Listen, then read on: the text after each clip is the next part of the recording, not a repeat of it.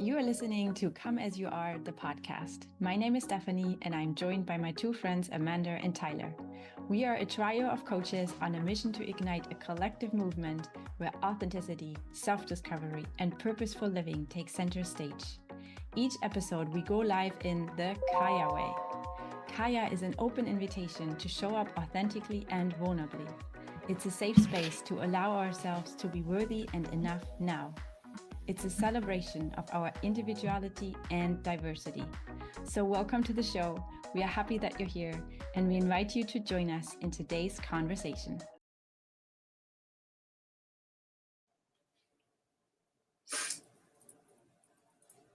Hello. Tyler's still muted. What's happening? Hang on, why am I still muted? No, now I'm not. Okay. I think everybody. At the same time you did. Y'all trying to take my power away. I see that. I see what's going on here. Well, Happy New Year. Happy New Year. Oh, 2025. Here we are. Here we are. Oh, okay. So speaking of 2025, I just have to share a quick story that has nothing to, well, kind of has something to do with finances, which is what we'll be talking about today. But so over the weekend, I went to pick up some groceries, and I get to the store and I get everything that I need grocery wise. And then I get to the counter and I'm checking out, and I went to go pull out my debit card, and I didn't have my debit card. And I was like, okay, that's not a huge problem yet. Because it's probably, on my dresser or somewhere like that, because I will randomly leave that thing everywhere. And I was like, no problem. I'll use my phone, my Apple Pay, because it's 2025. Like every register now, you can tap your card or tap your phone. Not at this grocery store. This grocery store, I swear, is stuck in the 1950s. They still take checks, first off. Okay? What? I can't pay with my phone, but I could write them a check. Who carries checks around anymore? No one. No one. My aunt and uncle still pay with checks every once in a while, but that's it. That's the only people I know. So I was like, okay, I can't use my phone. That's okay. I'll just use my credit card. Again, not ideal. I didn't want to have to put groceries on my credit card, but I had one with me there, and I was like, I'll use my credit card. They didn't take credit card. Again, what kind of store doesn't take a credit card? One that takes checks. One that takes checks, apparently. So I had this big moment where I was sitting there, and I was like, it is literally 2025, and we don't have the power to tap our phones or pay by a credit card if that's how we want to pay. Anyway, it was a big ordeal. So they had to hold my groceries, which is interesting. And then I had to go run back to my house to find my debit card and then go back to pay.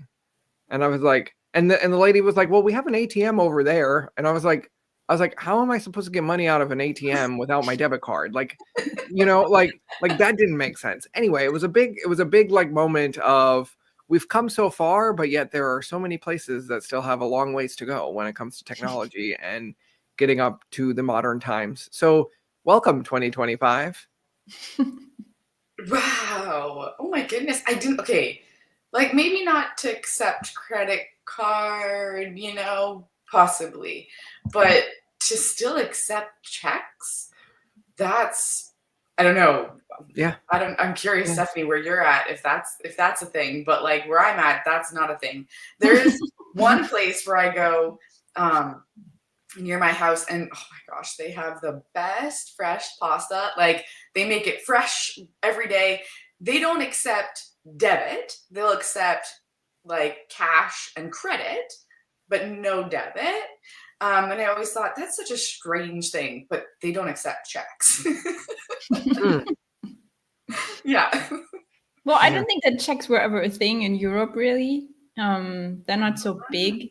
And I know that, especially here, there's huge differences between countries. So when I was living in United Kingdom in London, they were so much further ahead with technology. Like they already had the self checkouts in the supermarkets, and like everything was on your phone with online banking and all that stuff. And then I came back to Germany. It was like 10 years, like the state that they were in 10 years ago, right? You went back in time. Yeah, kind of. It felt a little like that. And I gotten so used to just having my bank card with me and to pay with my bank card everything. And then I don't know, whenever I visited my family or friends in Germany, it was like, oh no, they don't take cards. And then I'm like, yeah, I don't have cash with me. Like, who carries cash with them anymore? Right. And then every time my family or my friends had to like, upfront me the money, and then I would like, PayPal it back later. But I always ran into that situation of like, going to a cafe and wanting to pay for a cake or whatever, and they're like, nope, we don't take your card. Or what weird American Express card do you have? That's not the one we take. We only do MasterCard. Or I don't know. It was always a little bit weird. Yeah. It's very interesting now that you're saying this, Stephanie, because so I mentioned my aunt and uncle who still pay with checks every once in a while. Well, they live in like rural America, like in the middle of like cornfield country, like in the like in farmland. And so every time I go back to that part to like, that's where I was born too. Like I was born in this part of America, and every time I go back, it's like going back in time, because there are a lot of stores and a lot of places that only take cash, and it's cash only. And so every time I go back to visit, I always have to make sure I have cash with me, which is like such a foreign concept, because it's like, again, I'm just so used to being able to tap my card or, things like that.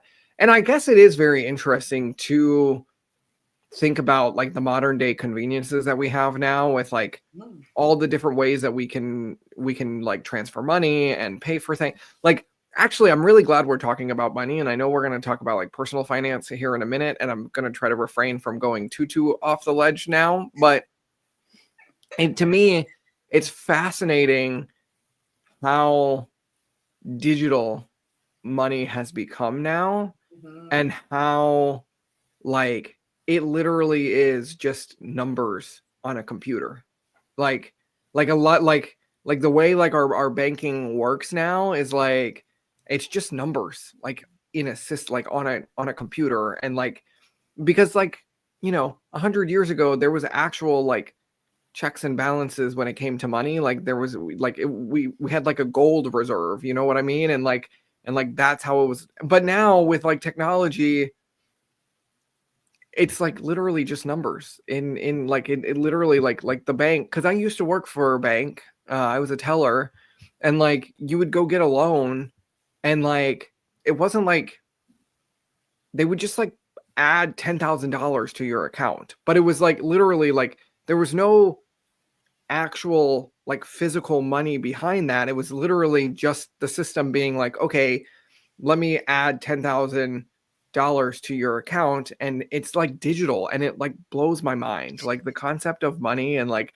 how digital it has become, and how it's just so like fake. Like, I don't know, not fake, but like it just doesn't, nothing kind of feels real when I really start to think about money. And I'm going to refrain myself from going too far off the deep end, because that's not where we're going today. But I'm really excited to talk about money, because I realize I have a lot of feelings around it. So here we are.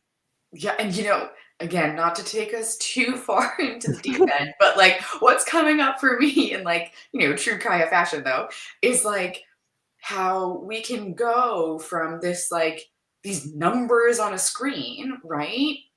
That really, what meaning we make of them, right? Like so many people really attach their self-worth to the numbers, or to like measure success, or things like this. And I feel like that's something, I want to say, that I've seen. Maybe I can't say I've entirely experienced it personally, but I've seen a lot of people do this that are close to me, and it breaks my heart, it's hard to watch. Yeah, I think it's one of those things that are just external. And then we have this habit of saying like, oh, I'm not worthy as I don't know, entrepreneur or whatever, because I haven't made that specific amount of money yet. It's the same with, the number on the scale. If I don't weigh that, then I'm not worthy of love and attention. It's like just one of those areas where we can kind of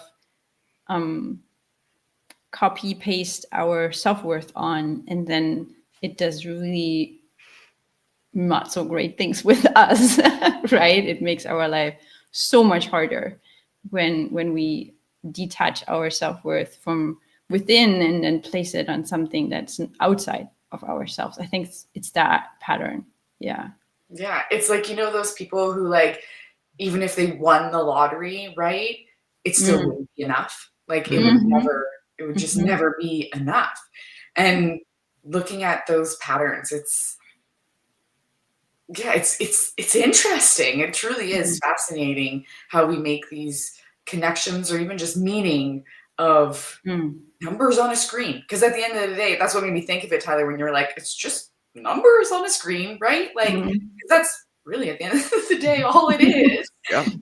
And what we think of that is or the meaning we make from what those numbers are. Yeah, it's very interesting, like the whole money relationship and how we connect with money.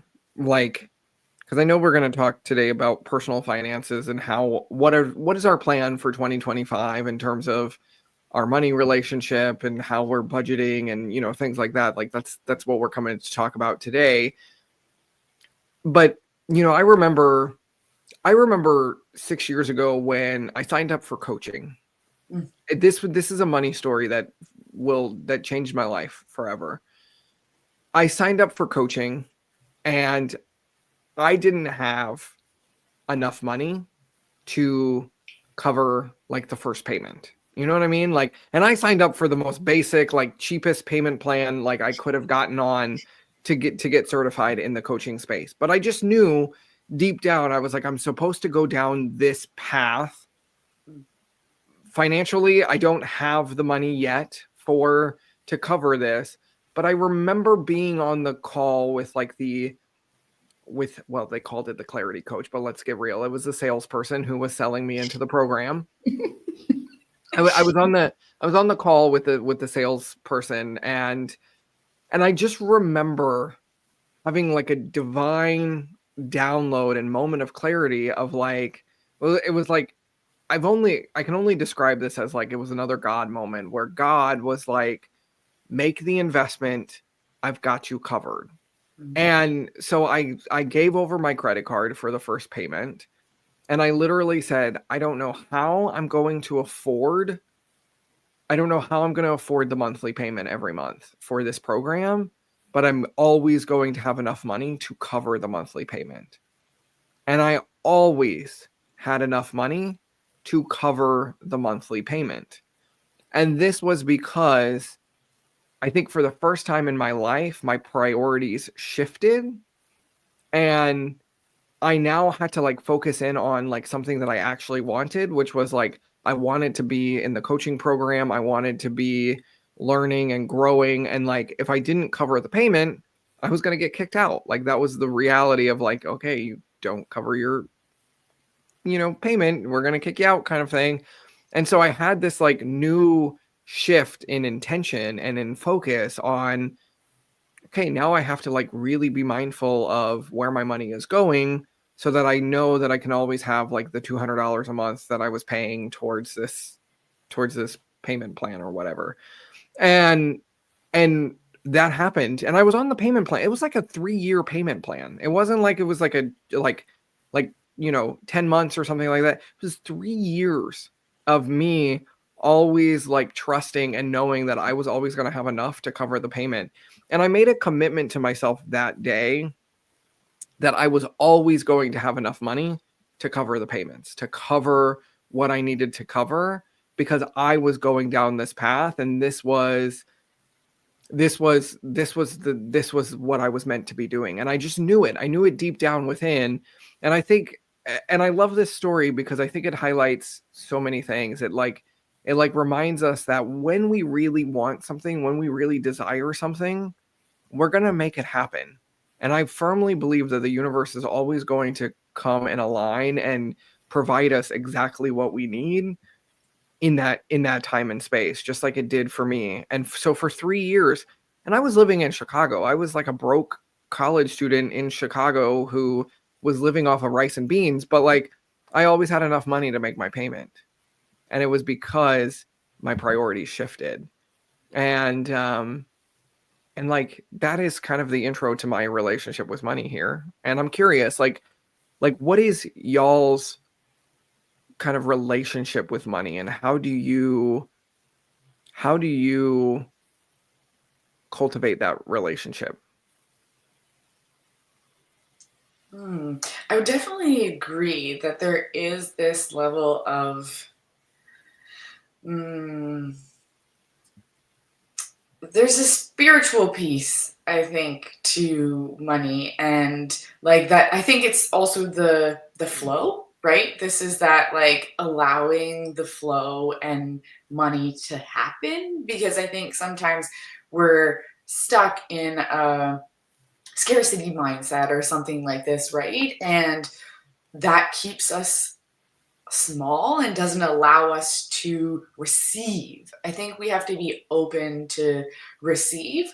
And because of that, for me, like there's been times in my life where like maybe I do want to do like a coaching program or something. And I'm like, okay, well, yeah, I could totally invest in this. And then all of a sudden, like something will happen and a new client will randomly come along, or like I'm already in so many coaching programs that I'm like, okay, you gotta pace yourself. But like, money just like seems to like magically appear like out of thin air, and it's really quite fascinating actually to think about like times where like, oh, I don't know, water heater breaks and you're like, oh no, what are we going to do? And like, yeah, we can use our savings, but like if money just shows up, like I've had times where like I'll randomly get a check in the mail and I'm like, I have no idea where this is coming from. Like one day I had I got an email that says, oh, you've received like money, and I'm like, okay, like where's the money coming from? Like, so these types of experiences, I think when we really open ourselves up to that,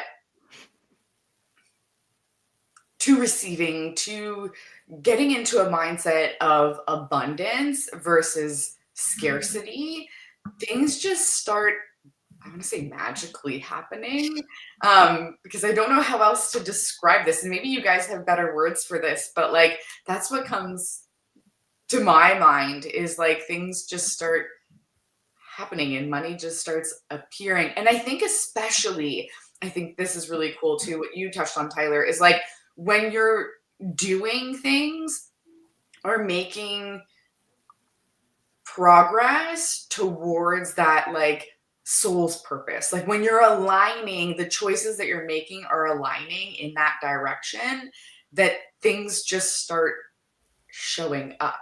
Like, I don't know, that's my kind of experience. There's so many routes there. I'm like, oh, I don't know where to go. I feel so spoiled right now. It's like I can go anywhere with it. I have all the power. I'm power mad right now. I love that you brought this spiritual aspect into the center of the conversation, Amanda. I don't think that in the past I really appreciated that part of it. I wasn't aware that there was a spiritual aspect to it. And I never really thought about it. And for the longest time, money was a big struggle for me. I didn't know what was going on in my finances. There was somehow always enough, but then I didn't really have a clue what I was doing. And I think that in my childhood, there wasn't a lot of role models that would teach me just basic money management. I just didn't have that. I watched in my family a lot of conflicts around money. So for me, it kind of created this idea that money is something that is gonna like disharmonize relationships. Like I didn't want that. I didn't want conflict with other people, right? So I tried to kind of push the money away so there wouldn't be any conflict, kind of. That was my, the stuff that I was obviously not consciously doing. I was making these choices so that I wouldn't have the money that would maybe create the conflict, but I obviously wasn't aware of it. And also, I think because I have my history with emotional eating, this pattern also showed up in my finances. So things would go really, really well. I had like I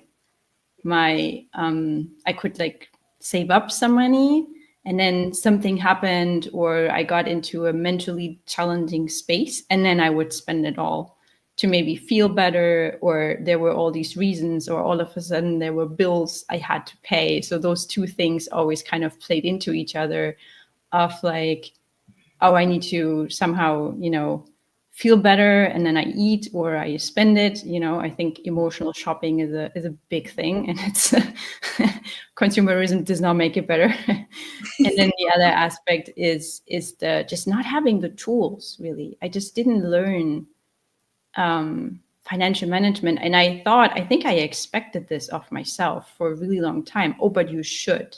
Like I thought I should just be able to manage it. I'm a grown woman in my 20s, like I should be able to manage money, right?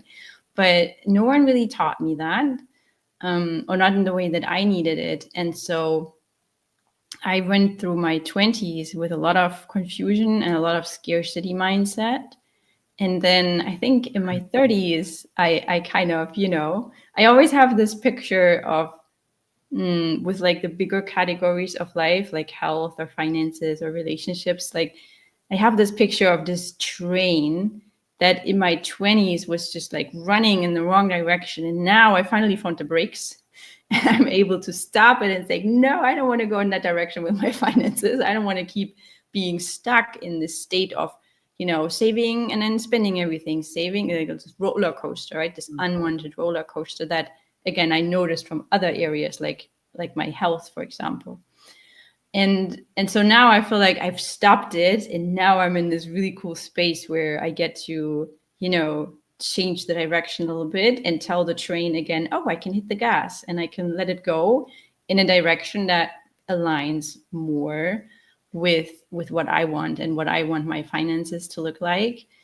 And I gotta say that I think it was a lot more stopping than I cared to admit to really take the wind out of the situation and say like, oh no, I really want to sit down and do this. And then it's a lot, like for me, I also remember just looking back at the last couple of years that a lot of impatience, like I wanted to be further along on the journey already. So yeah, I remember just a lot of not really wanting to see where I was. I thought I was further along, and that made it harder for me. Like I made it harder for myself, kind of. And again, also because I had so high expectations of myself of what I should know already. And of course I didn't. So that's why I kept staying stuck. So yeah, that's where I am at right now, where I'm like, oh yeah, I can hit the gas now and I can go in the direction that I want, and it feels so good. And I also want to throw in the component of fun here, because I think especially with money, people get so serious and we don't talk about money and all that stuff. Money is the root of all evil. I don't know, whatever limiting beliefs we have around it. And I just want to throw this in and say that I wish we can make money more fun, like to talk about it and just have conversations around it. And also in the way that we handle it. I think it just needs a lot of joy and lightness to it. Yeah, and I think, okay, I'm all down for the fun. If it's fun, sign me up. I am all for it. And I would also add too, from what you were sharing, Stephanie, is this layer of also like radical honesty, right? Like being totally honest with ourselves and like where we're at. And that like for most of us, we weren't taught these skills. And I'm not going to go down that rabbit hole, but I'm just going to say like, this isn't necessarily something we all learned in school, right? Like how to manage finances, how to get a mortgage, like what it means to like have credit card debt or, you know, all of these things and pay bills. And like for the most people I've met didn't learn this in school, right? They either learned it the hard way through life or hopefully they had parents who maybe were kind of on that train, as you put it, Stephanie, and had figured out some things and hopefully they passed along, you know, their railroad tracks, if you will, to their kids to help them to, you know, kind of go in that direction. But it's also not something that we always talk about. So I think really having that honesty with ourselves, I mean, for so many things, but especially money, because it is such a taboo topic. Like it really isn't something that most people have open conversations about. And that's why I love even more that we're doing this here. And like you're saying, Stephanie, you know, it's not typically a fun conversation, right? Yeah. Like, this is why I was so like excited that we are talking about this today. mm-hmm. And something that I do want to just share, like how I do this now. And then also ask the two of you, like, what are your strategies on how you handle money? So something that I have done, and this is why I brought up the fun aspect, is that I've started this, I don't know, 2 years ago, maybe, that I would just have a spreadsheet with like all those things that are going on, like my regular bills and expenses and my debt and my savings and my whatever, right? Like all the things, and then just see from month to month what's happening there, kind of. And then end of last year, so like a couple of weeks ago, I realized, gee, I wish this was like a little more exciting, you know? Like I thought I want to bring in more excitement, more fun, more joy into the process. And so now I just went on Etsy, super basic, and got myself a spreadsheet that is a bit more colorful. Mm-hmm. And, you know, I just bought, and it wasn't even $3, like literally it was €2.30 or something. So like not even $3. And there was even like a tutorial video that would show me like how to use it and have different options. And there's different tabs with one is just for savings, one is just for how you plan to pay off debt. And then one is where you can see your monthly stuff and everything. So I started to fill this in, and I thought, wow, this is really fun. Like this is what I was talking about. And so this is where I am at right now, to just see like what is the overview. That helps me a lot. Like it makes me feel like, oh yeah, I am the money master. I'm in control of what is happening in my finances. And then also to really see from month to month, okay, how much do I really have for like things, like free things, right? Like, can I afford to, for example, sign up for a new coaching course or buy myself some toys or devices or whatever I want, right? Like to really see that. Because I think, again, especially as a former emotional shopper, I can definitely say that we tell ourselves a lot of stories of why we need that specific product right now, right? Has to be that, where it's actually just like it's not a necessity. It's more like a wanting thing. It's more on the wanting list, not on the needing list. But we just don't tell that to ourselves. To ourselves, the story is, no, it needs to be that right now. And so this having a budget, that's I think what most people call it, or just having an overview of what is going on, I think really helps to see, oh yeah, I really don't have those $300 for the handbag right now, or like, you know, the $1,000 for the other coaching course. And then and that obviously takes courage too, to then make that hard decision of, okay, then I'm not going to buy it right now. Be really intentional of, what that also entails. Because I think in the past, I would have just be really scared not to spend it because I was afraid I wouldn't feel better from the spending, right? Because the spending is to feel better. But now I actually see the choices. I see the choice that when I say, okay, I'm not going to spend it on this, or I'm going to save it here, that I can tap into what that will give me in the future. And I think that's a skill I really learned because I didn't have that in the past. In the past, it was just always the current moment. That was what my focus was on. But now I get to see, oh, what does it look like in the future when I put aside $300 every month, right? So yeah, that's my strategy right now. I have a fun Etsy spreadsheet. What is your guys' approach to finances? How do you guys have an overview, if that's what you do? Well, right now I'm in that phase of like having to get radically honest with myself. So that's where I'm currently at is.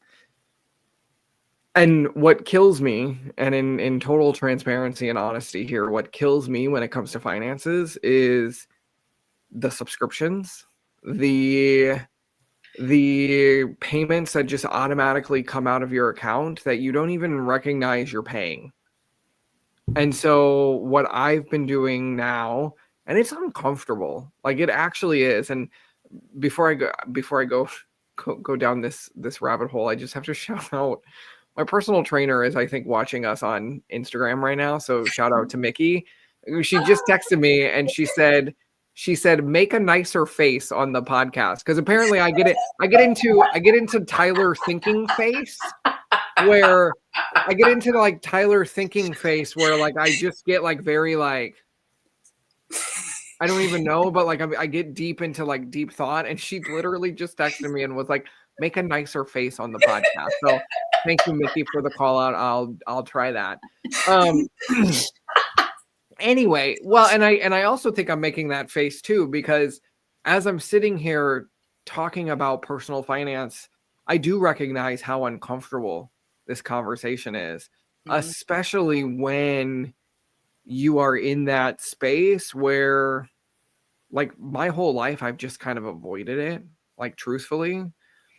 And it was at the end of last year that I said, okay, I can't avoid this anymore. Like this is not a good strategy. This is not going to take me anywhere. And so now I'm going through the really uncomfortable part of like sitting down and looking at like, oh, I didn't realize I had 2 Amazon subscriptions that I pay for. And like stuff like that. Like being really super mindful with like, where is my money going? Because coming back to the start of our conversation and the convenience that we have with technology now and being able to tap a phone or, click to buy, kind of stuff, like it's really easy to kind of just be super mindless in the moment, being like, oh, this is like $8 on Amazon. I need that, or I need that, and like, I definitely, and I love that you will use the word like emotional shopper. Like I am also an emotional shopper too. And like, even yesterday, I'll share a quick story. Like yesterday I was at my part-time job at Michael Kors, and we never get men's clearance like at the store. And so we just got like a whole bunch of things, like went to men's clearance. And in my mind, I was like, ooh, clearance, I got to go buy this. Like that was my initial reaction, was like, it's on clearance. I need to go buy this. And I tell this because like, this is my family story, y'all. This is what my family does. Is like, we are clearance shoppers. My grandma loves hunting for a great deal. Like it is like her most joyous thing. Like the more she saves, like, she's a clearance shopper. And so like my whole life, I was always taught that, oh, it's okay to buy this as long as it's on clearance, as long as you got a good deal, without ever actually thinking like, one, do I need this? Is this something that is really going to add value to my life? And this is what I've been sitting with here recently when it comes to consumerism and how I spend my money is like in the moment, it like provides me like some instant gratification. But as Stephanie was saying, like that money's gone and there's no sort of like long-term investment or growth with it. It just like comes and goes. And that is my family story. It's always been like money comes in, money goes out, money comes in, money goes out.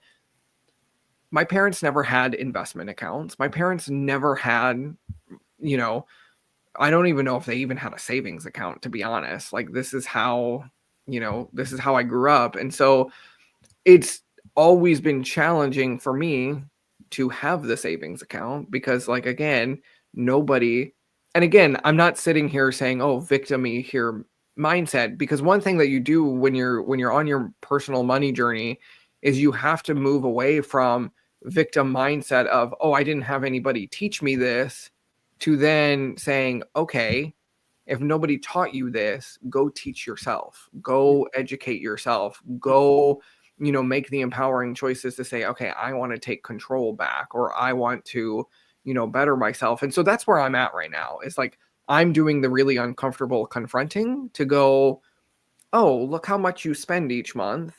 And do we need to be spending all of this? And how are we being more mindful with what we're consuming and how we're consuming and things like that?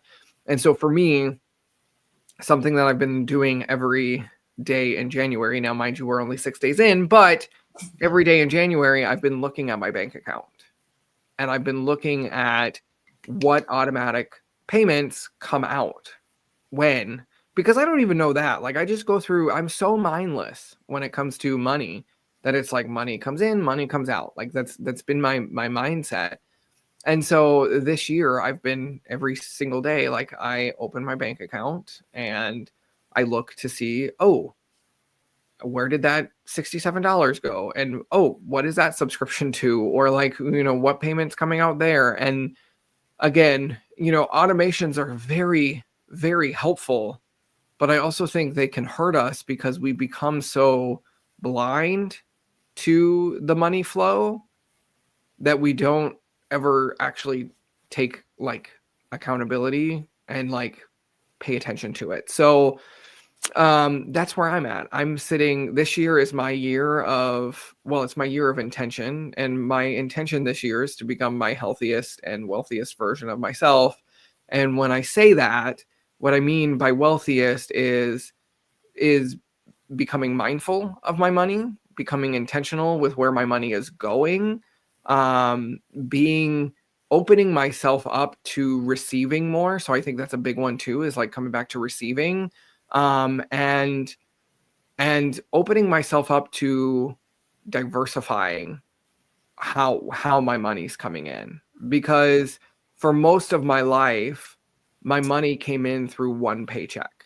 It came in through my job, and I would do my job and I would get paid an hourly rate, and that's how I made money.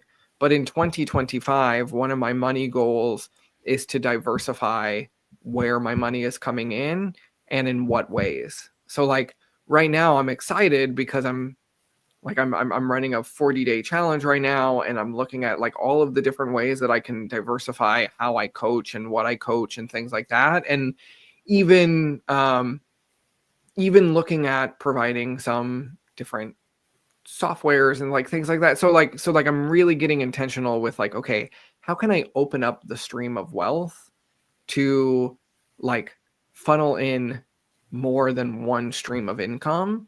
And that's one of my big intentions for 2025. So that's my money story. That's where I'm at. Oh, it feels good to like put that out there in the open. Can I just pause and like say like how refreshing that is to like actually have the conversation and just like let it out and say, this is truthfully where I'm at. Oh, that's very freeing. I'm glad we did this. Thanks, Stephanie.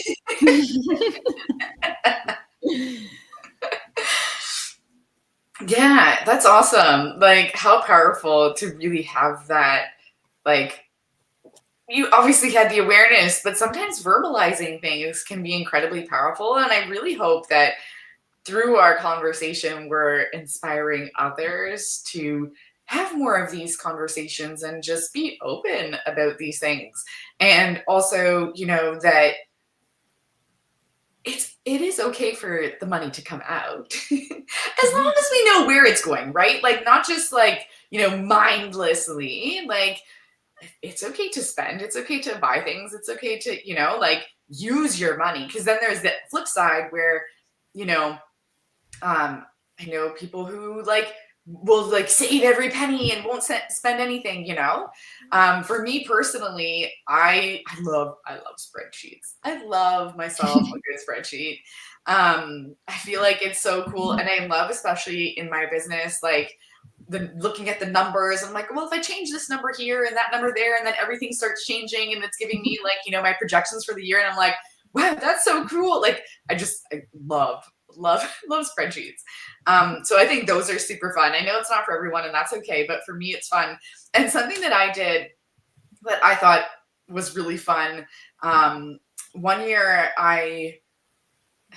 so essentially what I was doing was like, I would write down this like money that would come to me, like, so from like my business, yes. But I would also write down money, like, I'm walking on the street and I find like $5 or like, like, or those random checks that I would get in the mail, like, or, let's say, for example, a free like subscription or, these types of things. Or like one time I had, so sometimes I order my groceries online just to make life easier. And so it gets delivered to my house, and I got delivered like someone's entire order. Like, it was not my order. It was somebody else's groceries. So I ended up with like, and it was a big order. Like, it was probably $300-400 worth of groceries. And so like, I write down these things of like, oh, well, I just got like $400 or $300 worth of like free groceries, or, these types of like random things that would come. Or let's say, going back to your clearance story, Tyler, it's like, oh, well, if this was regular 100 and I got it for 20, then like I would write down like, well, I received then the money that was, that I saved. It was just a really fun, interesting way of like looking at like, even, I would walk and find like 5 cents or something on the floor. And it just felt like, seeing all the places and spaces where money was really coming to me, and in ways that you don't always think about. Right. Mm-hmm. And it was really fun. And it was so fascinating because I would, at any time like money would randomly show up, I would just like, I would just laugh, because it was like, oh, here we go. And like, there was one time I was walking through the park and found like a $50 bill, like $50, like, I mean, like, some change, whatever. But, it amazed me once you like really started like bringing my awareness to like all of these things that were just seemingly magically showing up, that more things started coming. And that, I don't know, I found that like really, really fun. Maybe that's, again, not for everybody, but I thought it was fun.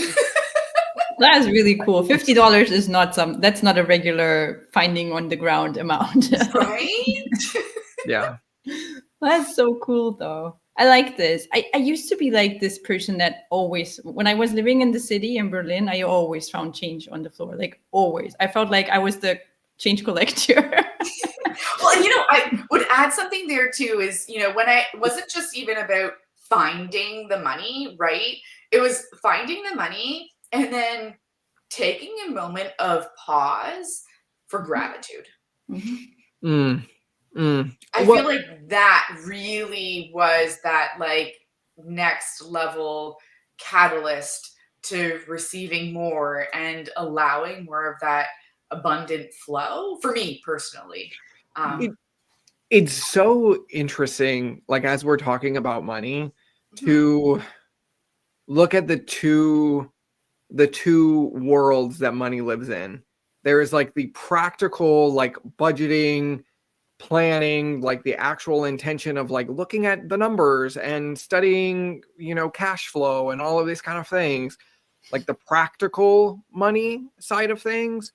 And then there's that spiritual side of money. And I really do believe you have to have both, you have to have both spaces going at the same time. You know what I mean? Like there's like that money harmony where it's like, not only do I have to bring the awareness and acknowledge that, like, okay, this is where my money's going and let me set the budget and let me plan, but then also like back that plan with appreciation, with gratitude, with the energetics of the flow. Because I know all three of us are very into the universe and into the like the laws of the universe and things like that, but there's like truth to that, because at the end of the day, money again is still energetics. It's all energy, and so what energy are you bringing into your conversation around money and into your awareness building around money? Like, and I'm telling you, if you come at this with shame or guilt or embarrassment, it's not fun. It's not something you're going to look forward to, versus like, because where I'm going at it this year, again, really having to finally sit down and like get super mindful with everything and like kind of take adult responsibility for my finances. Like, I could sit here and literally say, okay, Tyler, you're 31. Like, you should have you should have this, you should have that.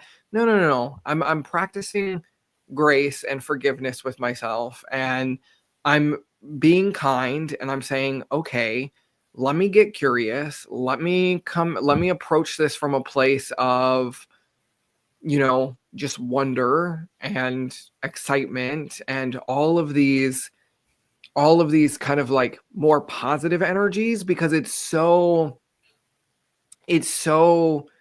easy to slip into that negative space when we talk about money, because I think we're just all conditioned to have shame around money for whatever reason. But y'all, you have to be your like most supportive best friend when you're getting serious and taking control of your money. And we have to leave shame at the door, and we have to be able to forgive ourselves, and we have to be able to just appreciate and celebrate the fact that, hey, you're taking that first step to getting clear with your money and building a better relationship with money, because we all start somewhere. And if you feel like you're one of those people who are like literally at the, starting line, well, I'm right there with you. So come join me, because it's true. Like, we all start from somewhere. And, when we look at our money histories, our backstories, all of these kind of things, we do recognize that like we all have really limiting beliefs when it comes to money. Unless you were born rich, chances are you're not thinking like a rich person. And like, just so much that goes into it. And so this, like everything else that is worth pursuing in life, is a journey. And I just have to share that, like, you have to take this day by day, step by step. And, becoming rich doesn't happen overnight. And, flipping your relationship with money doesn't happen from one mindfulness session that you have. No, it is a daily discipline. It's a daily practice. And I think that's what I'm starting to finally recognize and realize as a 31-year-old, is that like there's no fastest path to cash or fastest path to wealth. Like, it is truly like, it's slow gains. Like, I want to tattoo slow gains like on me somewhere, because I just feel like that is legit. Slow gains is like the mantra that I have for everything right now. But again, it's just being really grateful and being really generous to yourselves, and being kind and compassionate, because it's tough and it's uncomfortable to face the realities, especially if your financial situation is really, really tough. It's really hard to look at it and think, oh my God, where is there hope? How is this going to get better? I promise you, it's going to get better. day by day, little by little.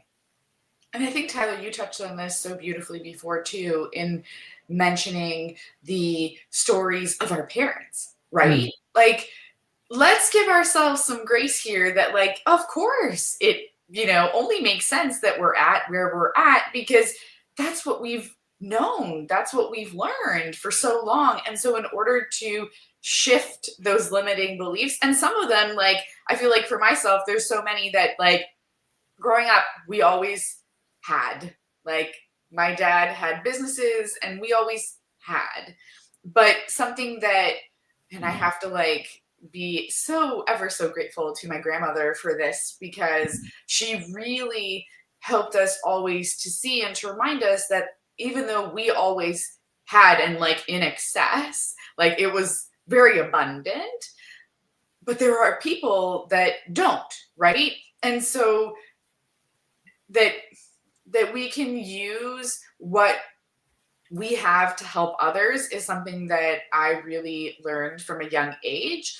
But the point that I'm trying to make is that we can have that compassion for ourselves because we don't know anything different. We don't know any better, right? Like, and now maybe, having more of these conversations that we have different strategies. We can learn from each other. We can be more open about money and not be like, ooh, icky, like uncomfortable, like, because it doesn't have to be. It doesn't have to be that way. There's nothing wrong with having money. There's nothing wrong with, it's the attitude, it's that the mindset again, like going back to where we started of like the meaning that we make of that.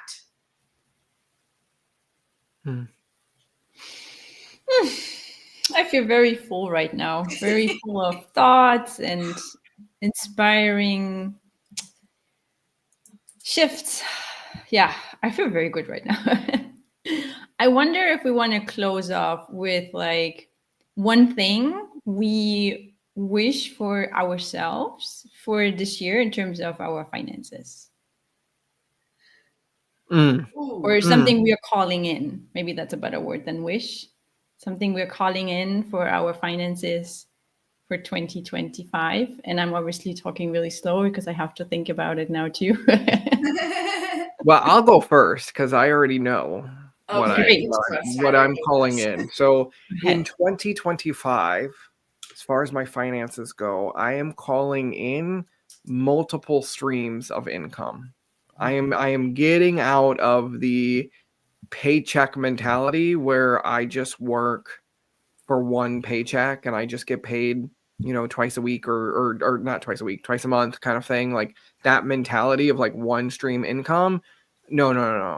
In 2025, I am on a mission to diversify my streams of income and have money coming in from multiple places. So that is what I'm calling in this year. Do you need another minute? I have mine. Okay, yeah, please, Stephanie, go. I am calling in to double my income stream right now. I remember that I want to share a bit more about this. I remember that in the beginning of last year, I wasn't obviously where I am right now. I was at a place where I had a good income stream, but it was not coming from what I loved to do. It wasn't coming from coaching, my main income stream. And I have that now. I can really say now that I'm coaching and that is my main income stream. And now to look at like the end of 2025, since I'm really happy with where I'm at right now, yeah, why not double this? Let's go for it. So what I'm calling in is to double that, double the fun and double the amount. Oh my gosh, I love these. I'm like, I still like, I think for me, it's kind of just like,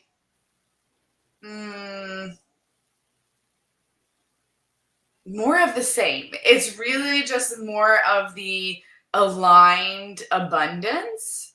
and allowing that like continual flow of money. And after today's conversation, I'm like, having more of these types of conversations, I think, is incredibly powerful. So that's something that I'm going to put out there into the universe, because having more of these conversations, it's important, truly. So I'm grateful, like so grateful for this space and for us having this conversation. Yeah. And I would say for anyone who is watching or listening, put it in the chat or write to us or send it to us anyway. What are you calling in terms of finances for your 2025? Let us know, whatever you feel like sharing. We'd appreciate that. We're curious to know. Yeah. And let's hold each other accountable for it too, because it's nice and warm and fuzzy to say, okay, this is what I'm calling in, and like it makes us feel good. But now it's time to pair those words with action, with intention, with like a plan. So let's do it, y'all. Let's make 2025. We'll all talk again like in 1 year and see what came out of it. Yes. You have to make a mental note for this. Yes. All right. Well, thank you all so much for being here. It was great to hold this space for you. We are wishing you a very happy 2025 and a prosperous 2025. And we will see you in the next episode. Bye. Bye, everybody. Bye. Thank you for listening to Come As You Are, the podcast. You can follow the show on Instagram at Kaya the Podcast and on YouTube and Facebook by searching Kaya the Podcast. If you haven't already done so, please help us keep the conversations going by subscribing, rating, reviewing, and sharing this podcast.